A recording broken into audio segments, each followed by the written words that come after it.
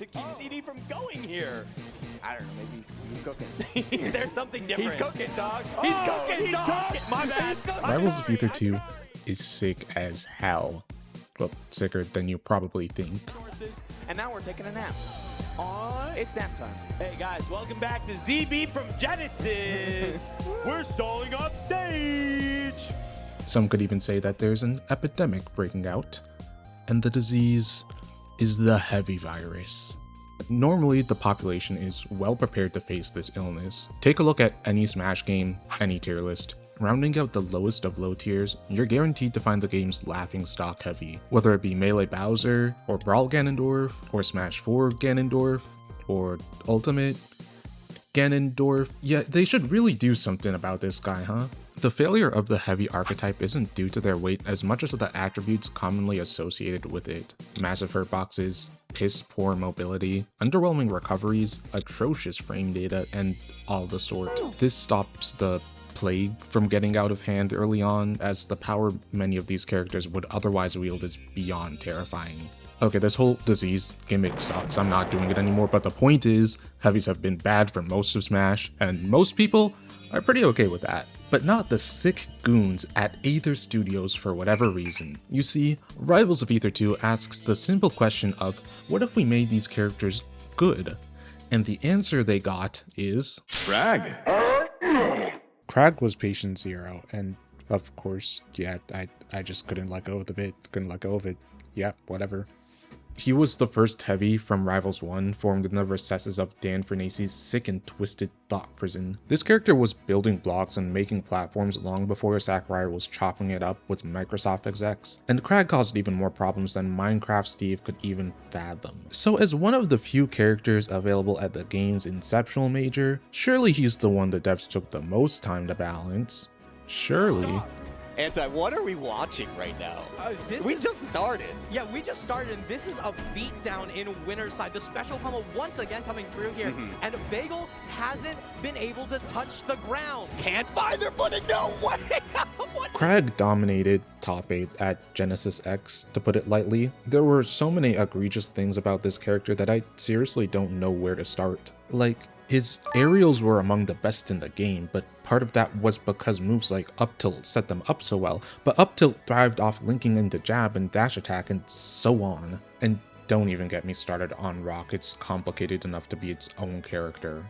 And someone actually made it a character, and it's not even that bad. I think the most broken aspect of old Kragg had to be his recovery. When your heavyweight can make it back on stage with minimal risk just about every time, it might be a sign that things are getting a bit too crazy. He didn't just have the distance to recover from anywhere, but he had the mix-ups to make anyone think twice about trying to contest him. Kragg was already living way longer than most characters, and once players got better with his tools, it got to a point. Patch 1.5.5 hit Kragg hard, weakening his recovery options across the board so the character could actually be edge-guarded. For the first time since pretty much the game's existence, Kragg isn't a super top tier, just a regular top tier. Loxodont.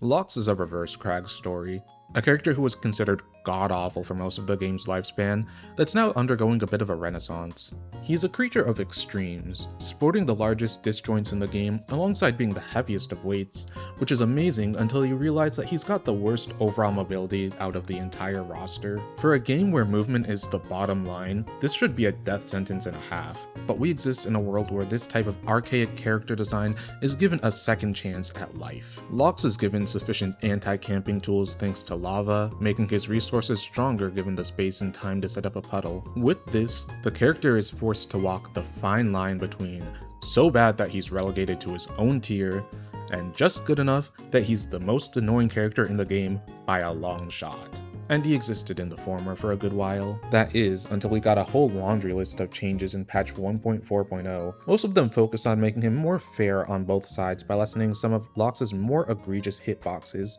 while giving him more options to deal with non-interactive playstyles. The character was already seeing an uptick in results prior to these changes, and they let him be a healthier addition to the metagame while maintaining his tank-like playstyle. Keyword, healthier.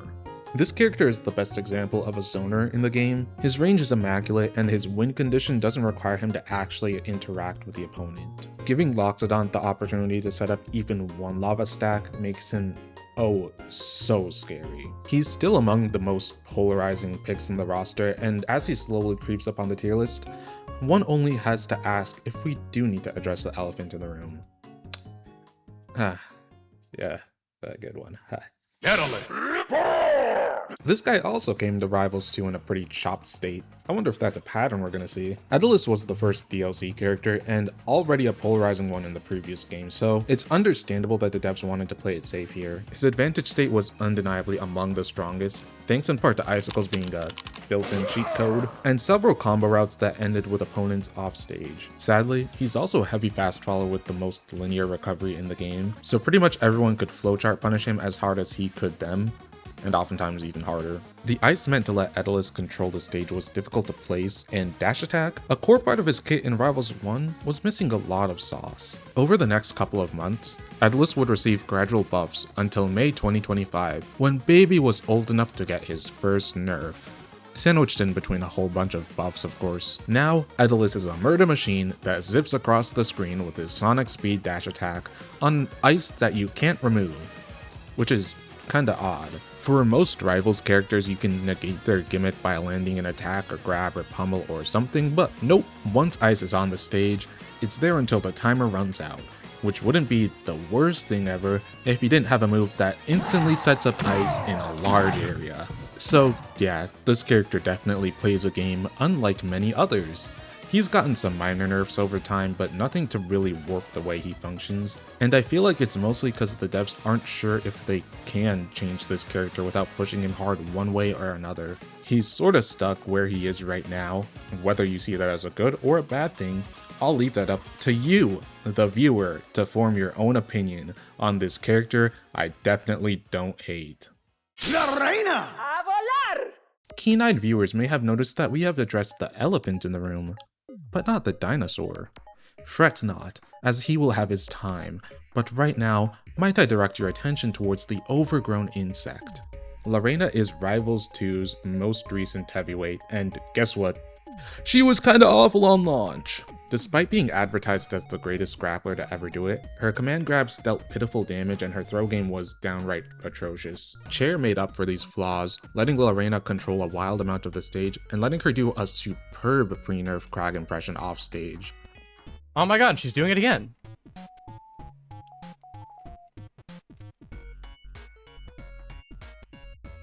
But it was comically easy to disable with any projectile. She'd be relegated to obligatory worst character in the game until the buffs started rolling in. And boy did they roll. Reina received considerable buffs for the next couple months, letting Chair be an actual stage hazard and making her grabs more threatening across the board. Her moves link into each other in a way where one misstep forces both of you off stage incredibly often, and she just loves that. This was much more egregious before Chair received its 1 per airtime limit, since it meant that a skilled Reina would essentially never die off the bottom of the screen. Sans a good spike. Reina is legit a bunch of microgames forced into one character, and failing just one of them could result in a stock loss. Hurrah! I do have to say, as much as I loathe the ant, she is the definition of a hype generator. W character design. Hello, welcome to the editing room. I am editing this right now, and Plup just did a thing yesterday with Reina. It doesn't really change anything I've said about her before. It kind of just proves my point, maybe. But I feel like it's worth mentioning, otherwise someone else in the comments will be like, what about the Plup win? What about the Plup evil win? Where's Plup in this? If you couldn't tell, I'm not too fond of the characters that we've gone over. Sure, they're actually viable heavies, but they're so jarring to play against. They've all got some extreme offensive power and oftentimes force neutral to be played on their own terms. It feels more akin to a chore than an actual game sometimes. It's cool that they're tournament viable, but I wish heavies had more depth. And that's why I really like Galvan! Maybe it's because this is the first Rivals 2 character made specifically for this game, but wow, Galvan feels so perfectly made for it. And yes, that does include the platform stalling. It's really only a problem on Hyperborean Harbor, because that stage is not really that great, but it's still here for some reason. He was initially perceived as relatively weak, but it didn't actually take a lot of buffs for him to hit the big time. People just needed a bit to figure the guy out. Galvan's bevy of tools let him choose a playstyle rather than being forced into one, with Magnet giving him great zoning, high damage potential from his normals, and Drill making for wild setups. He's just mobile enough to not be a sitting duck. His recovery is bad, but more than manageable. And even though he gets beat up a good amount, Galvan can hit back twice as hard. Yeah, so if you want the fastest out of shield action, that's how you gotta do it. Wow, back throw, down tilt, yo, with the platform as well, and he keeps it going! Galvanization really brings it all together for me, serving as a reward for getting a hit that can be cashed out in so many unique ways. To be fair though, he did need to take on a couple nerfs to get here. His hurt boxes were quite small for the rival's equivalent of a fucking dinosaur, and his old Magnet used to haunt me in my dreams. I can't lie, before the nerfs, I really was not a fan of the Galv, but this more humble version of him has slowly grown on me.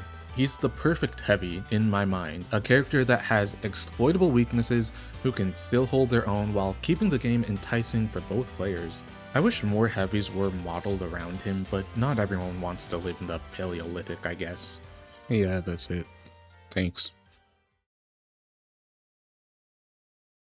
His recovery is bad, but more than manageable, and even though he geets,